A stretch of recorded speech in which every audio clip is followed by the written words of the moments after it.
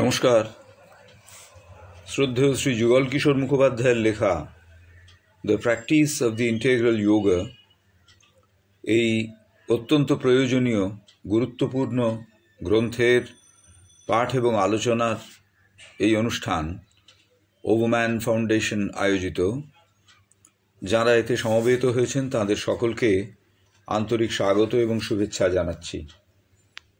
Overman foundation আয়োজিত এই বিশেষ অনুষ্ঠানটির সঙ্গে আমরা যুক্ত রয়েছি দীর্ঘদিন।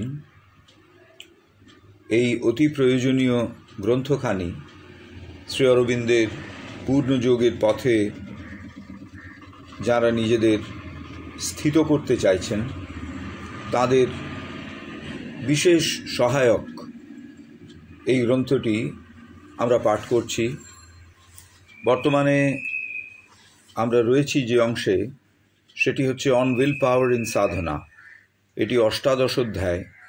এই অধ্যায়ের পাঠ আমরা সম্পূর্ণ করেছি আমাদের গত অধিবেশনে। আজকে আমরা একেবারে শেষ অংশের কয়েকটি বিষয় আরেকবার আলোচনা করে তার পরের যে অধ্যায়, অর্থাৎ 49তম অধ্যায়, equality in the integral yoga, পূর্ণযোগে সমত্বের ভূমিকা, এই বিষয়টির পাঠ এবং আলোচনায় প্রবেশ করব।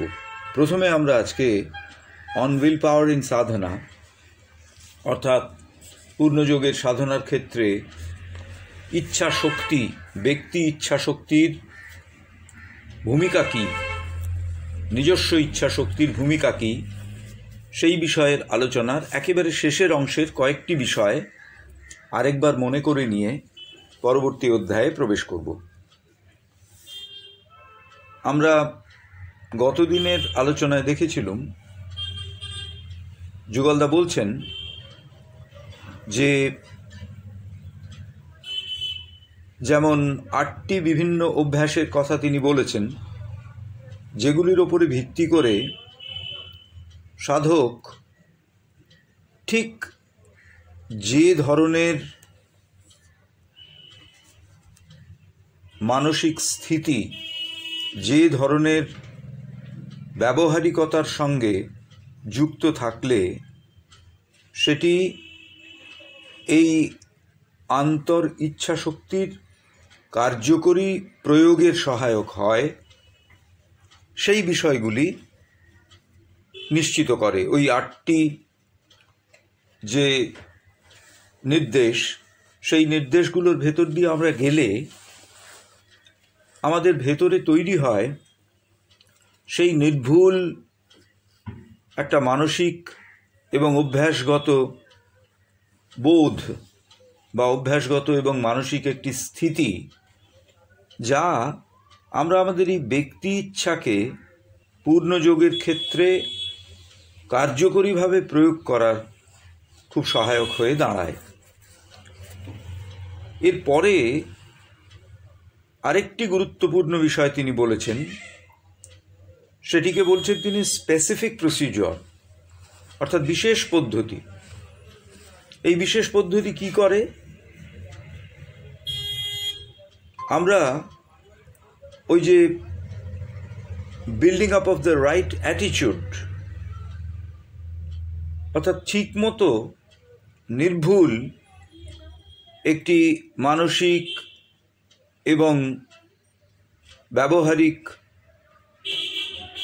স্থিতিতে এসে পৌঁছলুম, যা আমাদের ভেতরে ওই যে উইল পাওয়ার রয়েছে, ইচ্ছা শক্তি রয়েছে, তাকে অধ্যাত্ম অভিপ্সার ক্ষেত্রে উপযুক্তভাবে প্রয়োগের বিষয়টিকে নিশ্চিত করে। তারপরে আমরা যে সমস্যাটির সম্মুখীন হই সেটি হচ্ছে আমাদের প্রকৃতির ভেতরে এমন কিছু দুর্বলতা থাকে, যেগুলি আমরা যখন ওই সাধনার পথে এগোচ্ছি তখন আমাদের সামনে প্রতিবন্ধকতার মতো এসে দাঁড়ায়। এই দুর্বলতাগুলো বাধার মতো আমাদের সামনে এসে দাঁড়ায়। সাধারণভাবে আমরা এগুলোকে টেম্পটেশন বলে থাকি, প্রলোভন বলে থাকি। এই যে প্রলোভন, এই যে টেম্পটেশন, এ যেন বাইরে থেকে আমাদের প্রকৃতির মধ্যে প্রবেশ করে এবং আমাদের চেতনাগত অগ্রগামিতাকে, অধ্যাত্ম অগ্রগামিতাকে ভীষণভাবে এ যেন চ্যালেঞ্জ করে। এ একেবারে প্রতিস্পর্ধীর মতো সামনে এসে দাঁড়ায়, আমাদের আর এগোতে দেবেই না। আমাদের ভেতরেরই কিছু অভ্যাস, সেগুলো এতদিন সুপ্ত ছিল, হঠাৎ কোনো কারণে সেগুলো জোরালো হয়ে উঠেছে, যেন বাইরে থেকে কিছু একটা তাকে একটা প্রবল হয়ে উঠবার রসদ সরবরাহ করেছে। আমরা যে সমস্ত রিপুগুলোর কথা বলি, ষড়রিপু, কাম, ক্রোধ, লোভ, মোহ, মদ, মাৎসর্য, এর প্রত্যেকটি এরকম প্রতিবন্ধকতার রূপ নিয়ে আমাদের সামনে আসতে পারে যখন আমরা সাধনার পথে অগ্রসর হচ্ছি। তো এই টেম্পটেশন বা এই প্রলোভন, এগুলিকে আমরা অতিক্রম করব কিভাবে, এই সম্পর্কে যুগলদার যে মূল্যবান বক্তব্য, মূল্যবান পরামর্শ, মূল্যবান পথের নির্দেশ, সেইটি আমাদের বিশেষ কাজে লাগে। প্রথমেই তিনি বলছেন যে আমাদের এই প্রলোভন বলতে আমরা কি বুঝি। প্রলোভন বলতে আমরা কি বুঝি? সাধারণভাবে আমরা যেটা বুঝি সেটা হচ্ছে যে এই প্রলোভন হলো সাধারণভাবে সামাজিক প্রেক্ষিতে অনুচিত বলে নির্দিষ্ট কিছু কাজের সঙ্গে যুক্ত হয়ে পড়া, সেইটি হচ্ছে প্রলোভন। এক একটা বিশেষ সামাজিক আবহে এক একটি বিশেষ মানবিক আচরণকে ঠিক নয় বলে চিহ্নিত করে দেওয়া হয়েছে। সেই মানবিক আচরণগুলো সেই সামাজিক পরিবেশে সুপ্রযুক্ত নয় এই বলে চিহ্নিত করে দেওয়া হয়েছে। আবার অন্যান্য সামাজিক আবহে সেই বিশেষ অভ্যাসই একটা অ্যাকসেপ্টেবল নর্ম হতে পারে, অর্থাৎ গ্রহণযোগ্য বিষয় হতে পারে। তো যে বিশেষ সামাজিক পরিসরের ভেতরে আমরা রয়েছি, সেই সামাজিক পরিসরের ভেতরে প্রথাগতভাবে অগ্রহণযোগ্য কতকগুলো অভ্যাসগত মানবিক বৈশিষ্ট্য, সেগুলোকেই বলি আমরা। সেগুলোর প্রতি কারুর যদি একটা ঝোঁক বা প্রবণতা দেখা যায়, তখন আমরা বলি যে তার ভেতরে প্রলোভন রয়েছে। কেন প্রলোভন রয়েছে? না, এটি একটি লোভ।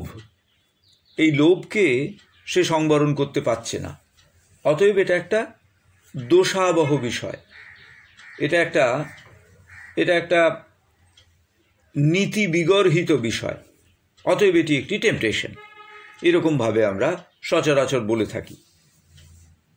কিন্তু যেমন উদাহরণ হিসেবে বলা যায় যে কারুর যদি ধূমপানের অভ্যাস থাকে, তিনি যদি গুরুজনদের সামনে ধূমপান করেন, বিশেষ সামাজিক আবহে বা বিশেষ সামাজিক প্রেক্ষিতে সেটি অগ্রহণযোগ্য বলে বিবেচিত হয়।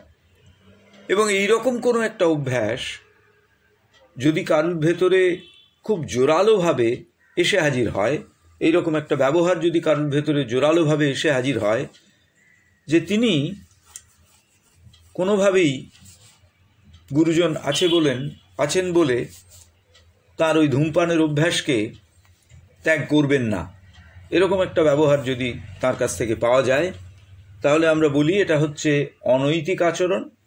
এবং এই অনৈতিকতার প্রতি তার যে যুক্ত থাকবার আগ্রহ, এটি হচ্ছে প্রলোভন।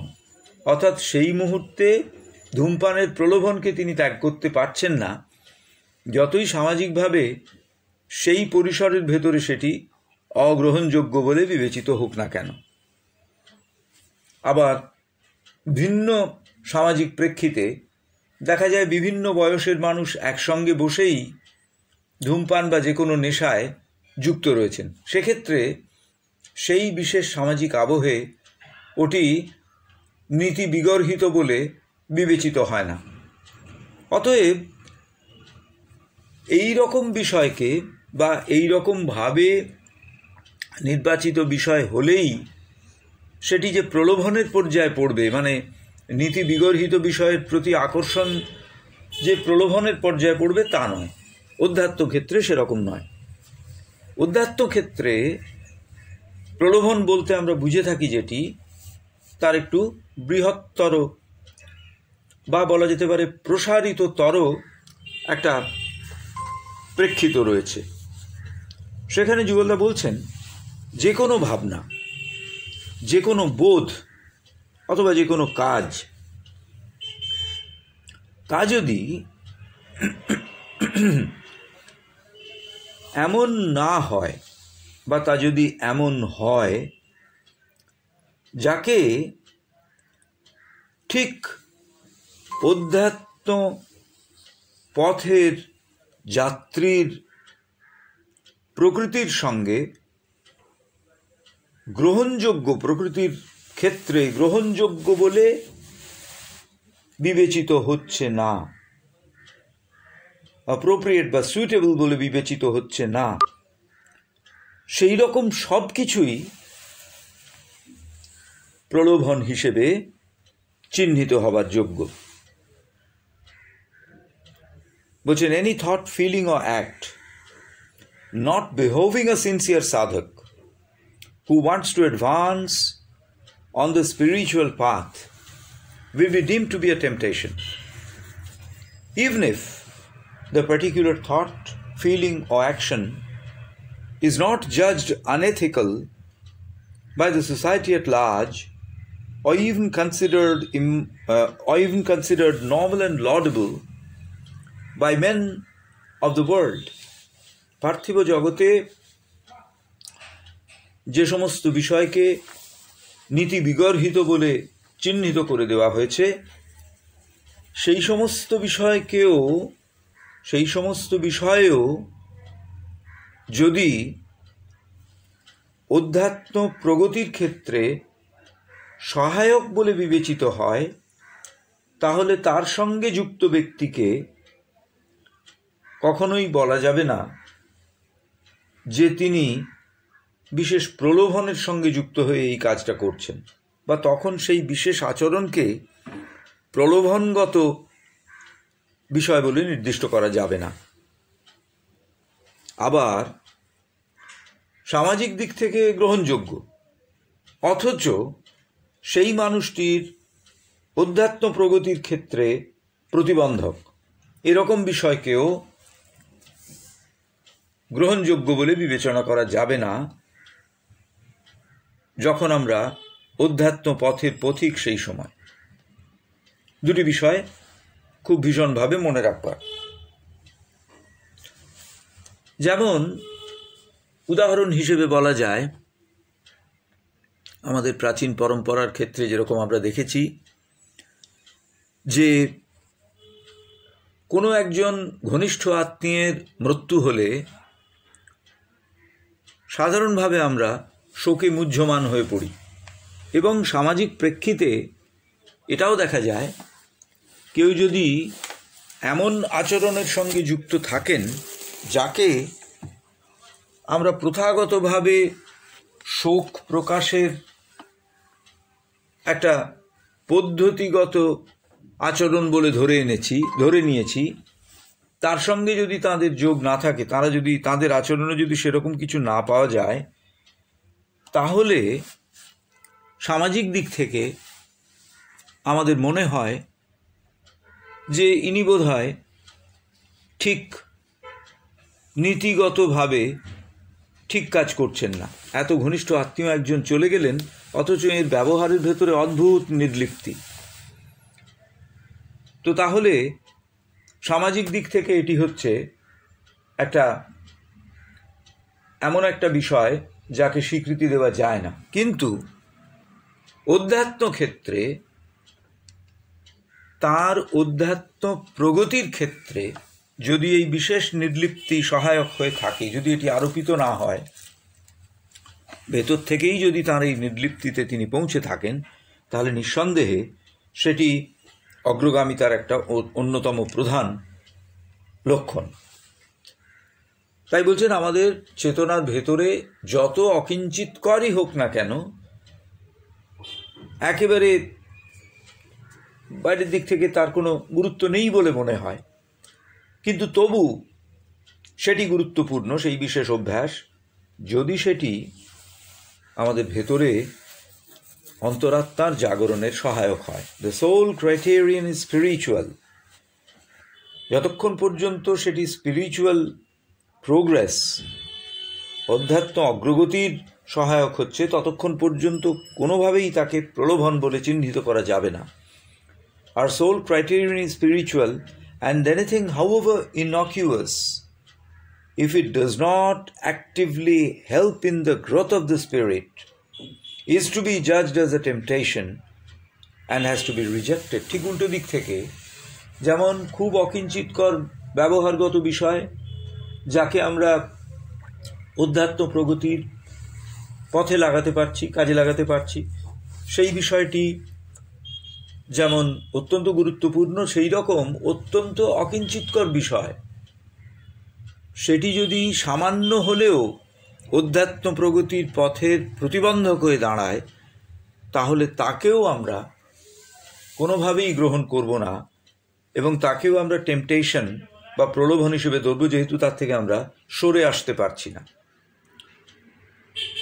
সেই রকম একটা বিষয়কে আমরা অধ্যাত্ম প্রগতির প্রলোভন হিসেবে ধরব, যদিও বাইরের দিক থেকে সেটিকে অন্যরকম ভাবা হচ্ছে, অর্থাৎ সামাজিক প্রেক্ষিত থেকে তাকে অন্যরকম ভাবা হচ্ছে। সেই বিখ্যাত প্রতীকী কাহিনী আছে, যেখানে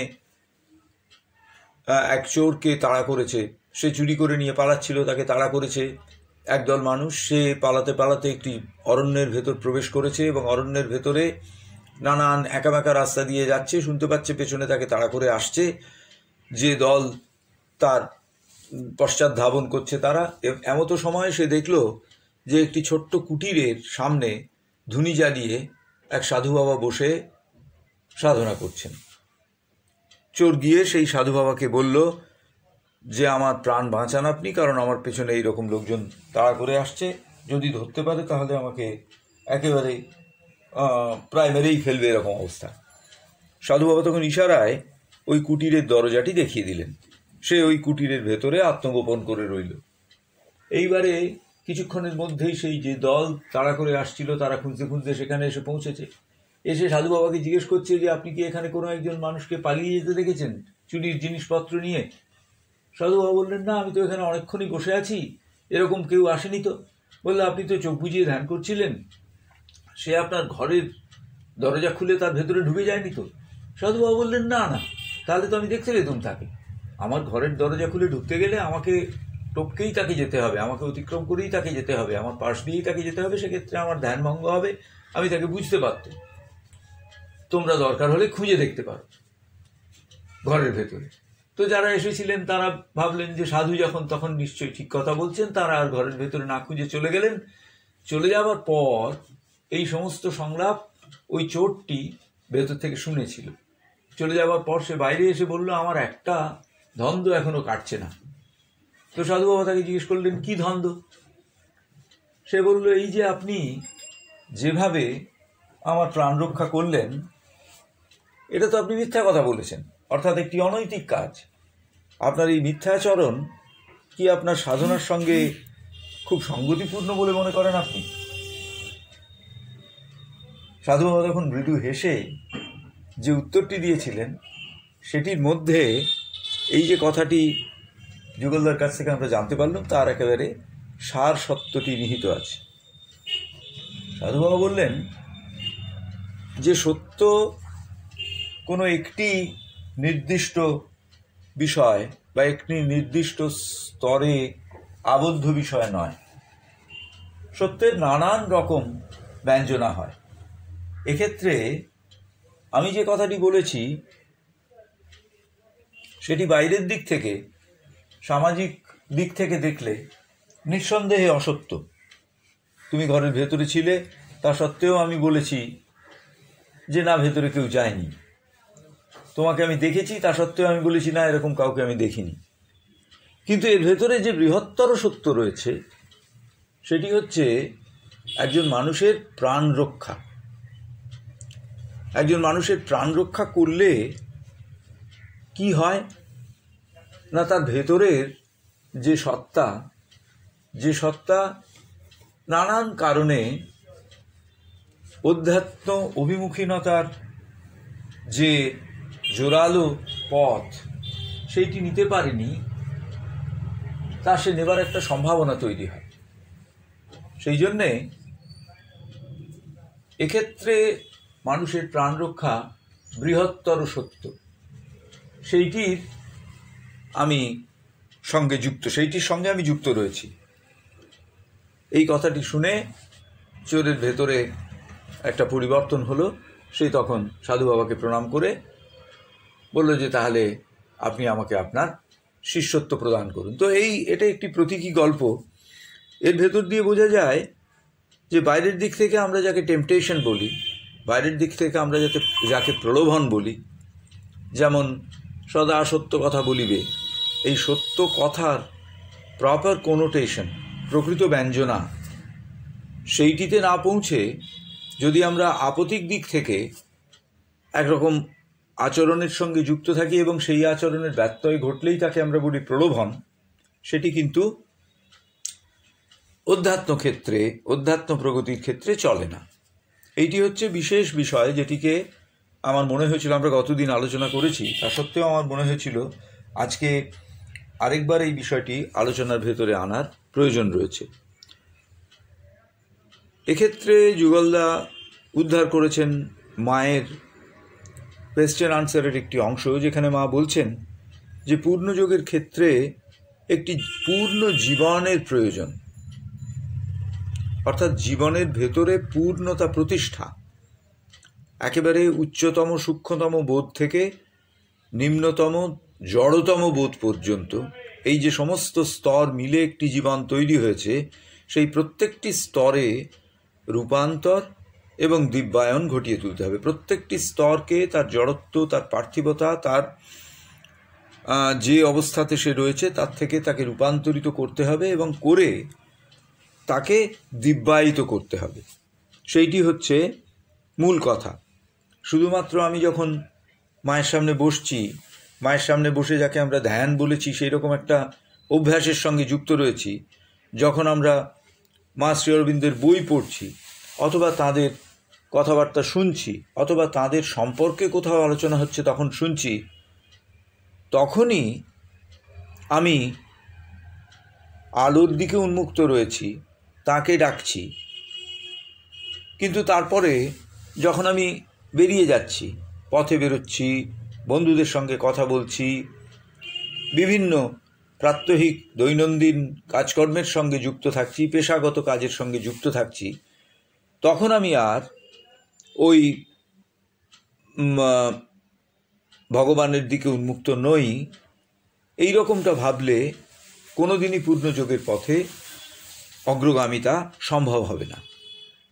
এক্ষেত্রে সমগ্র জীবন একটিই জীবন, এবং যাই আমি করি না কেন সমগ্র জীবন দিয়েই, জীবনের প্রত্যেকটি স্তর, চেতনার প্রত্যেকটি স্তরেই সেই কাজটিকে ঘটিয়ে তুলতে হবে। তো এইটি হচ্ছে মায়ের কথা, যেটি যুগলদা এখানে উদ্ধার করেছেন, এবং এটা অত্যন্ত গুরুত্বপূর্ণ একটি বিষয়, যেখানে তিনি এই কথাগুলি বলছেন, মা এই কথাগুলি বলছেন।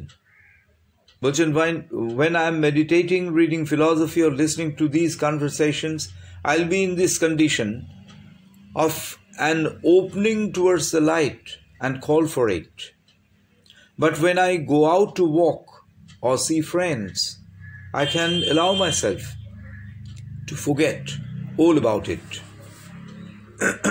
এই যে অ্যাটিটিউড, যখন আমি ধ্যান করছি, যখন আমি কোনো অধ্যাত্ম পুস্তক পড়ছি, অথবা যখন এই জাতীয় আলোচনা শুনছি, তখন আমি আলোকের অর্থাৎ দিব্য জ্ঞানের দিকে নিজেকে উন্মুক্ত রাখব এবং দিব্য জ্ঞানকে আবাহন করছি আমার ভেতরে।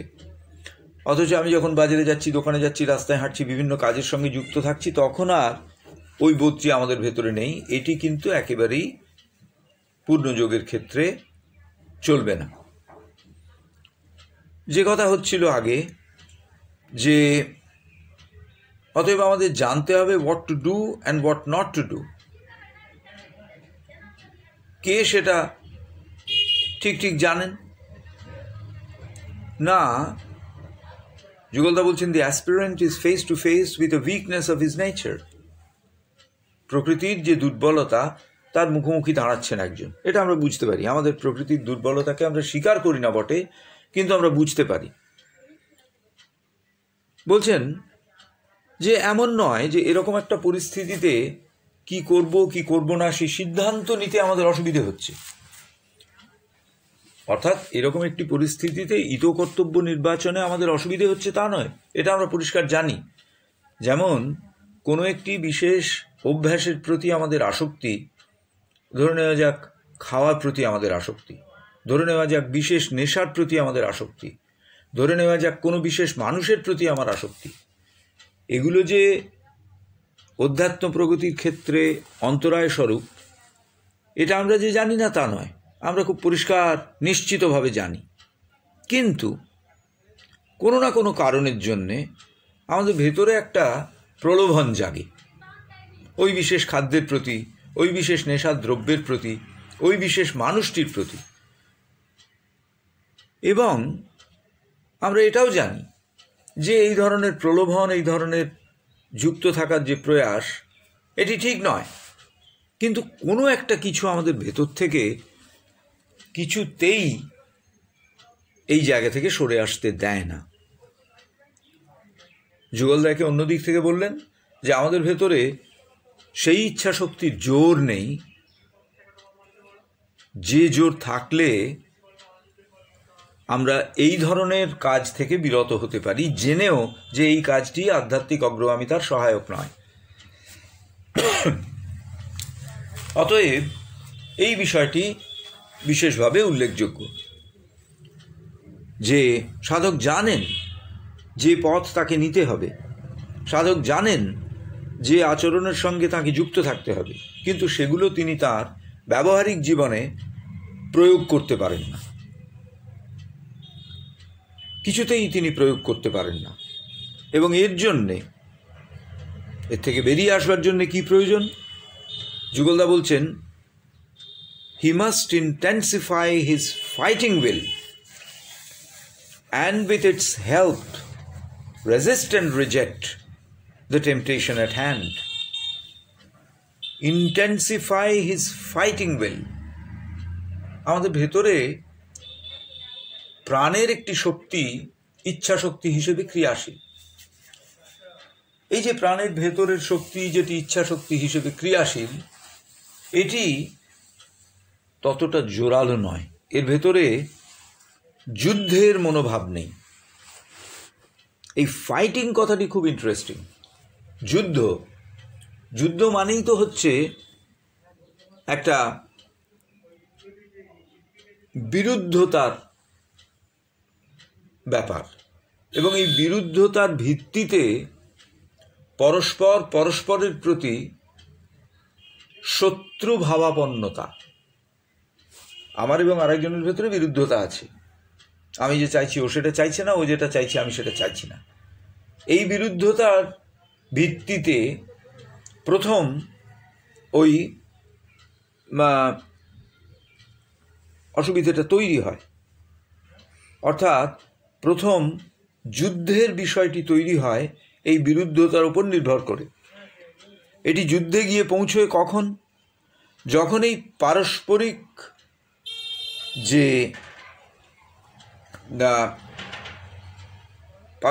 যে অসমর্থন, সেইটি যখন একেবারে পারস্পরিক ঘৃণায় পর্যবসিত হয়, তখন এটি যুদ্ধের স্তরে গিয়ে দাঁড়ায়।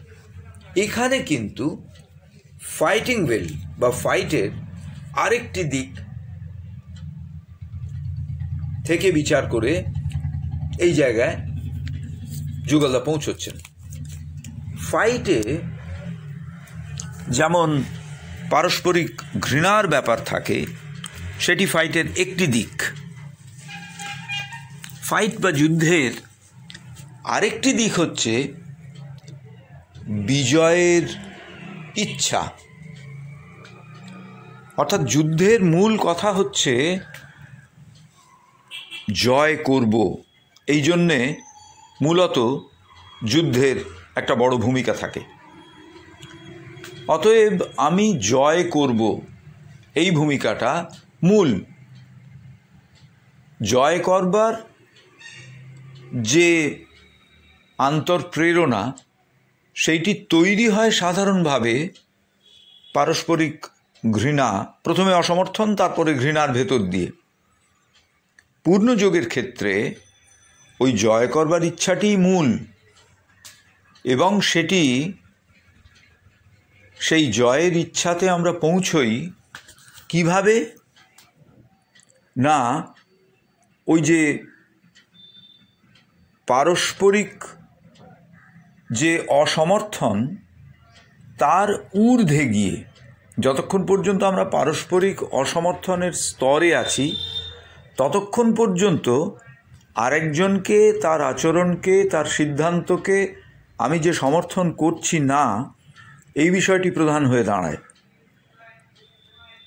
কিন্তু আমি যখন এই মনোভাব যে চেতনাগত স্তরের, তাকে অতিক্রম করে উচ্চতর চেতনাগত স্তরে পৌঁছই, তখন দেখা যায় যে এই পারস্পরিক বিদ্বেষ, পারস্পরিক বিরূপতা, পারস্পরিক যে অসমর্থন, সেটি চলে গেছে। তখন আমরা দেখি যে আমার সঙ্গে আরেকজনের যে মত পার্থক্য, সেটি বৈচিত্র্যের দুটি অংশ। অর্থাৎ এখানে যে বিজয় সূচিত হলো, সেই বিজয় যে স্তরে যুদ্ধের ভূমিকা রচিত হয়েছিল তাকে অতিক্রম করে গিয়ে আমরা পেয়েছি। এই বিশেষ জায়গাটিতে যুগলদা আমাদের আসতে বলছেন, যখন আমরা উইল পাওয়ারকে স্ট্রেংথেন করব। উইল পাওয়ারের ভেতর, ইচ্ছা শক্তির ভেতর সেই শক্তিকে এনে দিতে হবে যে শক্তি বিরুদ্ধতার স্তর থেকে আমাদের উচ্চতর সামগ্রিকতার স্তরে, চেতনাগত স্তরে নিয়ে যায়। বিরুদ্ধতার স্তরে থেকে অপরের প্রতি ঘৃণার মনোভাব নিয়ে যুদ্ধ নামক অনাকাঙ্ক্ষিত বিষয়টিকে অধ্যাত্ম পথের প্রতিবন্ধক হিসেবে আমাদের সামনে না নিয়ে আসে। এইটি হচ্ছে মূল কথা। এবং এক্ষেত্রে আমরা দেখেছি আগের দিনে যে যুগলদা বলেছেন যে এই যে resistance and rejection of the temptations, যেটা আমাদের সামনে এসে পৌঁছচ্ছে, সেটাকে ইফেক্টিভ করতে গেলে, অর্থাৎ যা কিছু দুর্বলতা, সেগুলোকে বাধা দেওয়া এবং তাদের রিজেক্ট করা, অর্থাৎ তাদের স্বীকৃতি না দেওয়া, এইটির জন্যে কতগুলো স্টেপস যুগলদা আমাদের দিয়েছেন। প্রথম স্টেপসে বলছেন, প্রথম যে জিনিসটা করতে হবে সেটা হচ্ছে মন এবং হৃদয়ে একটা আদর্শ শান্তি বজায় রাখতে হবে। মন এবং হৃদয়ে একটা পারফেক্ট ট্র্যাঙ্কুইলিটি, সুষমাময় শান্তি, সেটি নিয়ে আসতে হবে। কি কি থাকলে চলবে না?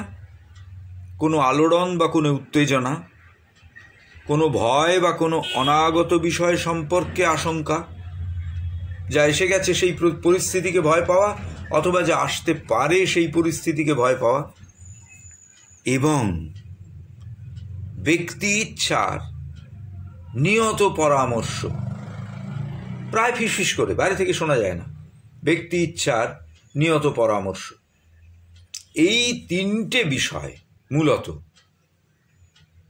অর্থাৎ আলোড়ন উত্তেজনা, ভয় এবং অনাগত বিষয় সম্পর্কে আশঙ্কা, আর হচ্ছে ব্যক্তি ইচ্ছার নিয়ত পরামর্শ, ফিসফিস করে বাইরে থেকে বুঝতে পারা যাচ্ছে না এরকম, এইগুলো আমাদের চেতনার ভেতরে যে ইচ্ছা শক্তিকে আমরা জাগিয়ে তুলব তার প্রতিবন্ধক হিসেবে আসে। এইগুলোকে যদি আমরা সরিয়ে ফেলতে পারি তাহলে মাইন্ড অ্যান্ড হার্ট, মন এবং হৃদয়ে আমরা প্রকৃত যে ট্র্যাঙ্কুইলিটি, শান্তি, সেইটি প্রতিষ্ঠা করতে পারব।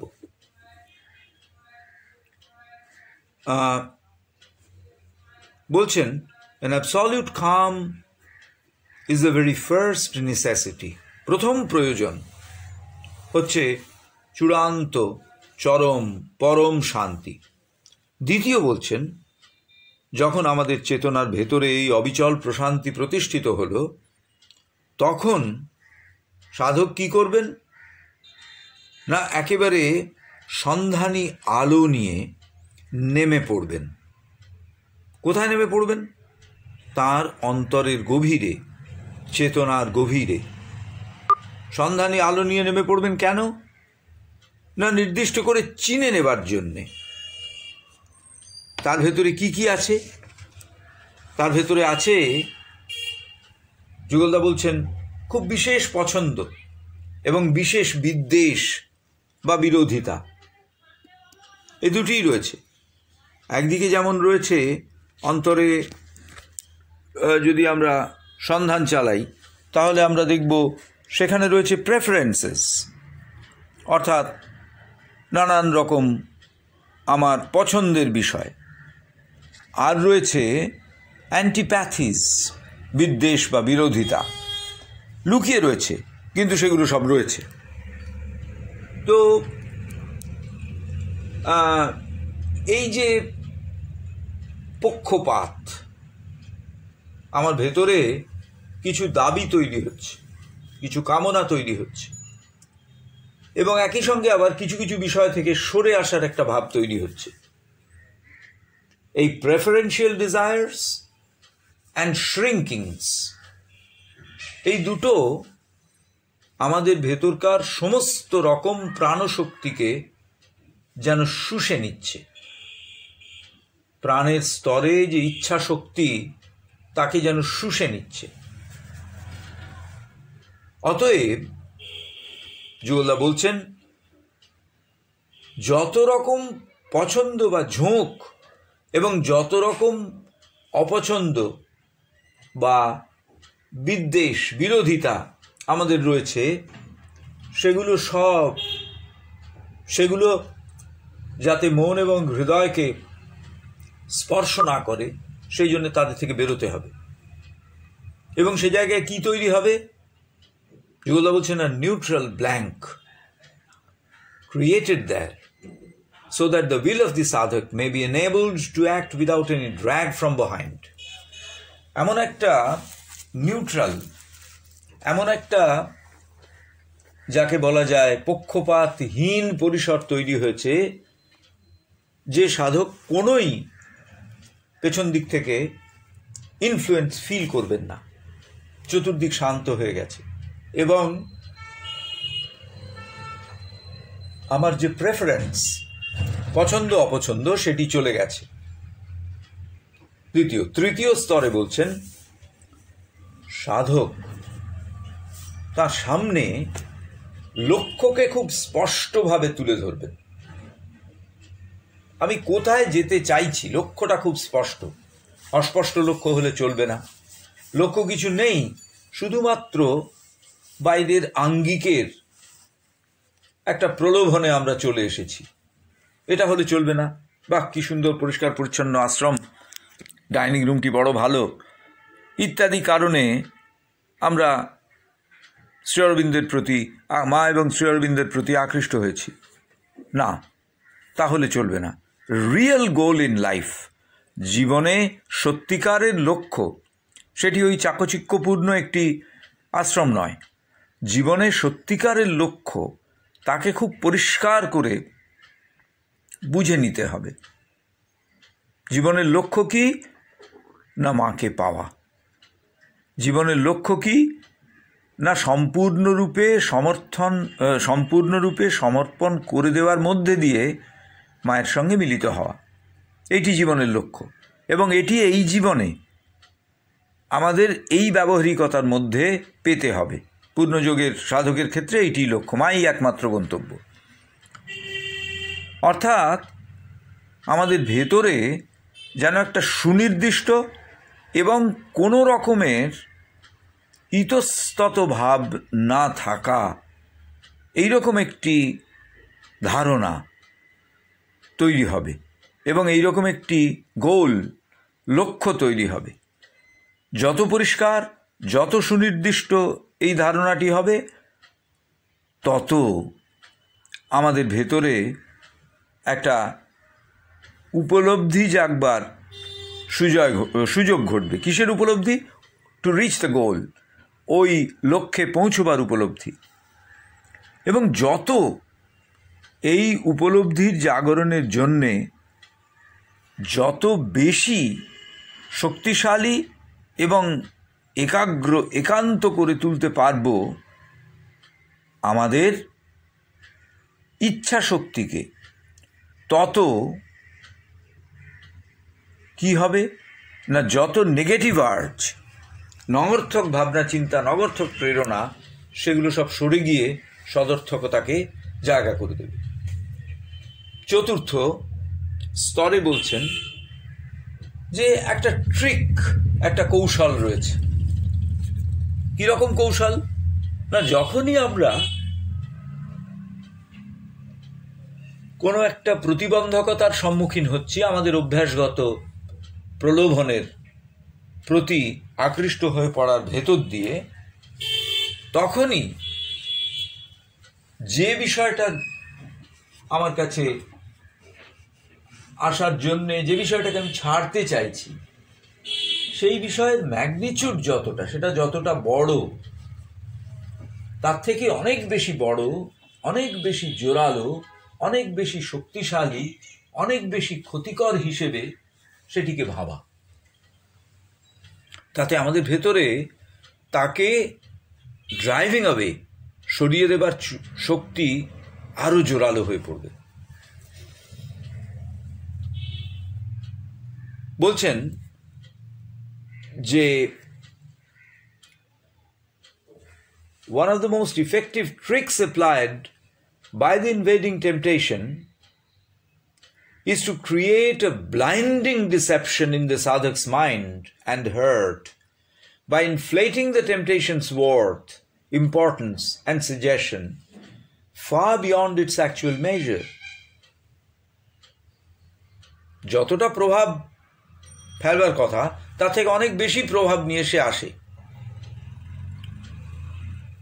এই যে thus the temptation begins to loom large before the sadhak's consciousness and he loses all sense of perspective, making him incapable of judging properly and coming to the right decision.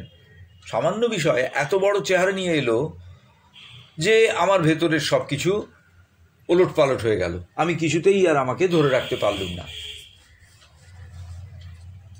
একজনের একটি খুব দামি এবং ভালোভাবেই কাজ চলছে এরকম গ্যাজেট সঙ্গে রয়েছে, ধরে নেওয়া যাক মোবাইল ফোন সঙ্গে রয়েছে, খুবই ভালো চমৎকার কাজ করছে, কিন্তু একটা নতুন মডেল, সামান্য কিছু নতুন ফেসিলিটি সহ, যে ফেসিলিটি তার প্রয়োজন হচ্ছে না, যা ফেসিলিটি সে পেয়েছে সেটাই তার পক্ষে সাফিসিয়েন্ট, মোর দ্যান সাফিসিয়েন্ট, সেটা পুরো ইউটিলাইজেশন হয় না, তবুও একটা ওই রকম কিছু তার কাছে এলো, সে খবরটা তার কাছে এসে পৌঁছলো। যেই এসে পৌঁছলো তার যতটা গুরুত্ব তার থেকে অনেক বেশি গুরুত্ব নিয়ে সে যেন তার সামনে এসে দাঁড়ায়। এটা না হলে চলবে না, এটাতে এই সুবিধে, এটাতে আরও এই সুবিধে পাওয়া যাচ্ছে, যে সুবিধে সে পেয়েছে অলরেডি আগের গ্যাজেটটা নিয়ে সেগুলোই ব্যবহার করতে পারছে না, তবুও এইগুলো আরও বড় করে তার সামনে আসে। বেড়ে যায় কিভাবে? বেড়ে যায় তার দিক থেকে, আমার দিক থেকে, যার দুর্বলতা সেই মানুষটির দিক থেকে এগুলোর প্রতি একটা নীরব সমর্থন থাকে, সেটা তাকে বাড়িয়ে তোলে। তো যুগলদা এখানে বলছেন এই যে অযথা বড় সড়ো একটা রূপ নিয়ে আমাদের কাছে যে টেম্পটেশন অত বড় নয় সেইটি চলে এলো, সেটিকে আমি কনফ্রন্ট করব কিভাবে? Each time he is under some sly attack of a temptation, the sadhak should step back in his consciousness from the pressing present appearance, place himself in imagination in the background of eternity and infinity, judge from there all the passing vanities of life, and be totally convinced of the relativity of things, however overpowering they may appear to be at the present moment. প্রতি সময়ই যখন এরকম একটা প্রলোভন একটা বড় চেহারা নিয়ে আমাদের কাছে আসে, প্রথম কাজ হচ্ছে মায়ের কথা, টু স্টেপ ব্যাক, একটু পিছিয়ে আসা তার চেতনার ভেতরের দিকে। পিছিয়ে আসছি কেন? কোথা থেকে পিছিয়ে আসছি? না, ওই যে ভীষণ জোরালো একটা প্রয়োজনীয়তার বোধ আমাদের সামনে নিয়ে এসেছে, ওই প্রলোভন, সেইটি থেকে আমরা একটু পিছিয়ে আসছি। ইট ইজ ভেরি ডিফিকাল্ট পিছিয়ে আসা, কিন্তু তবুও পিছিয়ে আসতেই হবে আমাদের। এবং পিছিয়ে এসে আমরা কি করব? না, আমাদের কল্পনাতে আমরা ধরে নেব, কি ধরে নেব? না, আমরা রয়েছি অনন্ত এবং শাশ্বতের মধ্যে। কল্পনাতে কেন ধরে নেব? আদতে আমরা কিন্তু অনন্ত এবং শাশ্বতের মধ্যেই রয়েছি, কিন্তু যেহেতু সেটা প্রত্যক্ষভাবে বুঝতে পারছি না, তাই আমরা ধরে নেব যে আমরা অনন্ত এবং শাশ্বতের মধ্যে রয়েছি। ফলে কি হবে? ওটা যতই বড় হোক না কেন, তা নিতান্তই অকিঞ্চিতকর হয়ে যাবে। অতএব যখনই এরকম অভ্যাসের সঙ্গে আমরা যুক্ত হব, যখনই এরকম প্রভাবের মুখোমুখি হব আমরা, যে সেই প্রভাব যেন আমাদের সম্পূর্ণরূপে গ্রাস করে নিতে চাইছে, সমস্ত যুক্তি টুক্তিকে যেন একেবারে নস্যাৎ করে দিচ্ছে, এইরকম ব্যাপার যখন আসবে, তখন আমাদের মনের ভেতরে একটা বৃহত্তর প্রেক্ষিত জাগিয়ে তুলতে হবে, একটা বৃহত্তর প্রেক্ষিত। সেই প্রেক্ষিতে কি আছে আমরা আমাদের দেখব, that we are not in this world merely, in this world of name and form, in this world of limitations, in this world of grossness. That is not the only background we are placed. এটি একমাত্র প্রেক্ষিত নয় যার ভেতরে আমরা রয়েছি, সীমা এইসবের ভেতরেই যে রয়েছে, এটাই একমাত্র প্রেক্ষিত নয়। তাহলে একমাত্র প্রেক্ষিত কোনটে? না, আমরা আসলে রয়েছে একটা শাশ্বত এবং একটা অনন্ত প্রসারিত অস্তিত্বের ভেতরে। সুতরাং তা যদি আমরা থাকি, that is larger than whatever be the size of this adverse forces, তাদের থেকে আমাদের অনেক বড় চেহারা। অতএব আমরা খুব সহজেই তাকে ওভারপাওয়ার করে ফেলব। সব শেষে পঞ্চম যে বিষয়টি যুগলদা আমাদের বলছেন, পঞ্চম যে অভ্যাসগত বিষয়টি যুগলদা আমাদের যেটি বলছেন, যে যখনই আমরা আমাদের ইচ্ছাশক্তির দুর্বলতার দ্বারা একেবারে ইচ্ছাশক্তির দুর্বলতা যখন আমাদের পর্যুদস্ত করে ফেলবে, এবং আমাদের ভেতরে এইরকম বোধ যখন আসবে যে আমরা কোনোভাবেই এই দুর্বলতাকে প্রতিহত করতে পারছি না, এই প্রলোভনকে প্রতিহত করতে পারছি না, তখন একটি বিশেষ কথা মনে রাখতে হবে। Always behave as if the divine is looking at you, for he is indeed always present. মা বলছেন যে সবসময় এরকম ব্যবহার করো যে ভগবান তোমাকে দেখছেন, তুমি কখনোই ভগবানের দৃষ্টির আড়ালে নও। কিন্তু আমরা এটা মনে রাখি না বলেই আমরা এই সমস্ত নানান রকম এমন কাজের সঙ্গে যুক্ত হই যা প্রকৃত অধ্যাত্ম প্রগতি, ভগবানের দিকে যাওয়ার রাস্তার বাধা মাত্র। তাই বলছেন এমনভাবে সবসময় এরকম তোমার চেতনাগত স্থিতি হওয়ার কথা যে ভগবান ইজ লুকিং অ্যাট ইউ, তোমার দিকে তাকিয়ে আছেন। কেন? কারণ তিনি সবসময় সর্বত্র উপস্থিত এবং তিনি তার ভেতরকার যে প্রেম সেটি আমার মধ্যে জাগিয়ে তুলতে পারেন। কিসের জন্যে? যদি সেই ভগবান ভালোবাসা হয় ভগবানের জন্য, লাভ ফর দ্য ডিভাইন, এবং আমাদের অভ্যন্তরে দিব্য জগন্মাতৃকার যে অস্তিত্ব রয়েছে সেটিকে আরও ক্রিয়াশীল করে তোলা। He should activate his love for the divine and try to grow in the presence of the divine mother. দিব্য মায়ের সামনে ক্রমশ বড় হয়ে উঠছি। He is indeed always present, সবসময় তিনি রয়েছেন। He should activate his love for the divine and try to grow in the living presence of the mother. ভগবানের প্রেমকে আমাদের ভেতর জাগিয়ে তুলবেন এবং মায়ের উপস্থিতির সামনে আমরা রয়েছি এই বোধটা জাগিয়ে তুলবেন। এই ভালোবাসা এবং এই উপস্থিতির বোধ এটি জোরালো এবং খাঁটি হতে হবে, নির্ভেজাল হতে হবে। এবং যদি তাই হয় তাহলে আমাদের যে উইল পাওয়ার, ইচ্ছা শক্তি, তাকে অনেক জোরালো করে তুলবে এবং আমাদের সমস্ত দুর্বলতাকে জয় করে ফেলবে। অতএব এই হচ্ছে আমাদের গতদিনের পাঠ। সব শেষে যুগলদা বলছেন যে এই যে আমরা বললাম উইল পাওয়ার ইন সাধনা, তাকে কিভাবে কার্যকরী করব সেটা সব বলেছি। কিন্তু এই যে ইচ্ছা, এর একটা ঊর্ধ্বায়নের প্রয়োজন রয়েছে, ঊর্ধ্বায়িত হয়। আমরা এই চ্যাপ্টারে যেমন যুগলদা বলছেন যে র্যাশনাল ইন্টেলিজেন্ট উইল, তাকে কি করে জোরালো করে তোলা যায় সেটি আমরা শিখেছি। এর মধ্যে দিয়ে কি হবে না, সাধক একটা সাহায্য প্রাপ্ত হবেন।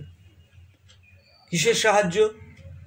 না, to proceed on the difficult path of spiritual sadhana, অধ্যাত্ম সাধনার যে দুরূহ পথ, দুর্গম পথস্ত্বৎ কবয়ঃ বদন্তি। সেই কবিরা বলে থাকেন যে সাধনার পথ দুর্গম। কীরকম দুর্গম? সুরস্য ধারা নিশিতা দূরত্যয়া, খুরের মতন ধারালো, নিশিতা ধারালো, খুরের মতো ধারালো। সেই পথকে অতিক্রম করতে গেলে আমাদের এই যে র্যাশনাল ইন্টেলিজেন্ট উইল, তাকে অত্যন্ত জোরালো করে তুলতে হবে, ফোর্টিফাই করে তুলতে হবে। এর সহায়তাতেই সাধক সার্থকভাবে এগিয়ে যাবে এই ডিফিকাল্ট সাধনার রাস্তায়। কিন্তু একে অতিক্রম করে গেলে, এই ইচ্ছাশক্তিকে অতিক্রম করে গেলে আরেকটি ইচ্ছাশক্তি আমাদের ভেতরে ক্রিয়াশীল নিদ্রিত থাকে, যেহেতু আমরা অত নজর করি না। সেটি হচ্ছে সাইকিক উইল। এটি হচ্ছে চৈত্য অগ্নি, আমাদের ভেতরের যে চৈত্য অস্তিত্ব তার মধ্যেকার অগ্নি। এবং তাকেও অতিক্রম করে গেলে কি রয়েছে? The knowledge will of the supreme, অর্থাৎ সেই পরমের ভগবানের নলেজ উইল, অর্থাৎ প্রজ্ঞার ইচ্ছা শক্তি। একে বলেছেন কবি যে the seer tapas of the divine, অর্থাৎ দ্রষ্টা তপশক্তি ভগবানের, সেইটি রয়েছেন। এবং এই জায়গাতে সাধক গিয়ে পৌঁছন তার দীর্ঘ সাধনার ভেতর দিয়ে। এবং তখন কি হয়, তার যে ব্যক্তি ইচ্ছা, সেলফ উইল, সেটি সম্পূর্ণরূপে মিলে যায় সিয়ার উইল বা দিব্য ইচ্ছার সঙ্গে, বা দ্রষ্টা যিনি তার ইচ্ছার সঙ্গে। যুগলদা বললেন কবি ক্রতুহু, তার সঙ্গে এটি মিলে যায়। তো এই হচ্ছে অষ্টাদশ অধ্যায়ের উইল পাওয়ার, ইচ্ছা শক্তি সম্পর্কে যুগলদার বক্তব্য। অন উইল পাওয়ার ইন সাধনা। আমরা এর পরের অধ্যায়ে শুধু প্রবেশ করছি মাত্র, কারণ আর বিশেষ সময় বাকি নেই। এটি অত্যন্ত গুরুত্বপূর্ণ একটি অধ্যায়, 49তম অধ্যায়, equality in the integral yoga. আমরা যদি এমন একটি আচরণগত স্থিতিকে ধরে রাখতে চাই যেটির ভেতরে একেবারে পরিপূর্ণ সমত্ব প্রতিষ্ঠিত হয়েছে, unruffled equanimity at all times and under all circumstances, সব সময়ের জন্যে সমস্ত রকম পরিস্থিতিতেই এর ভেতরে অটল সমত্ব প্রতিষ্ঠিত রয়েছে, এরকম একটা আচরণ যদি আমরা ধরে রাখতে চাই, এরকম একটা আচরণ হচ্ছে পূর্ণ যোগের ক্ষেত্রে অ্যাবসলিউটলি এসেনশিয়াল, ভীষণ রকম অপরিহার্য। সাধনার পথে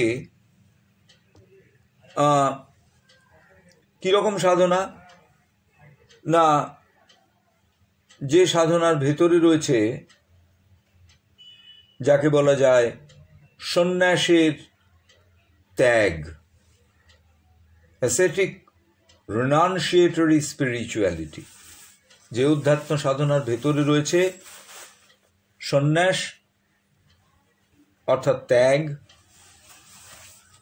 সেক্ষেত্রে এই যে সমত্ব, সেটি এত বেশি বলা যেতে পারে চ্যালেঞ্জের মুখে থাকে না, এর ওপরে এত বেশি চাপ নেই, পথভ্রষ্ট হওয়ার সম্ভাবনার চাপের মধ্যে নেই। কারণ সাধক সেই সমস্ত জায়গায় নিজেদের সমস্যা নিজেরাই সমাধান করে নেন by segregating themselves from the objects and occasions liable to disturb their disturbances, liable to disturb their mental equanimity. Kintu the quality cordially called for is vairagya or dispassion. But in the practice of the integral yoga, which aims at the transformation of the total human nature, the sadhak has to boldly confront all the vagaries and vicissitudes of life, carry the relentless spiritual battle into the lion's den itself and score victory there. এই দুটির পার্থক্য যুগলদা বলে দিচ্ছে। বলছেন আমরা যখন acetic বা সন্ন্যাসীর সাধনা দেখি, তখন এই যে আমরা যাকে বলছি সমত্ব, সেটির প্রতিষ্ঠা অনেক সহজ। কারণ সমত্বর সামনে প্রতিবন্ধক হিসেবে যা যা এসে দাঁড়ায়, প্রতিস্পর্ধী হিসেবে, সেসব থেকে সন্ন্যাসী চলে গেছেন, বাইরে চলে গেছেন। অতএব সেটি তার একটা সহজ সেই জায়গায় পৌঁছানো। কিন্তু ইন্টিগ্রাল যোগ, পূর্ণ যোগের ক্ষেত্রে যেখানে সাধক এই পৃথিবীতে রয়েছেন, এই সংসারে রয়েছেন, এই সৃষ্টির ভেতরে রয়েছেন, সেখানে equanimity is very difficult to attain. আজকে আমরা এখানেই শেষ করছি এই প্রারম্ভিক একটি বাক্যের উচ্চারণের ভেতর দিয়ে। এরপরে আমরা বিস্তারিতভাবে এই বিষয়টি আলোচনায় প্রবেশ করব। যারা সঙ্গে রয়েছেন তাদের সকলকে আন্তরিক ধন্যবাদ এবং কৃতজ্ঞতা জানাচ্ছি। নমস্কার।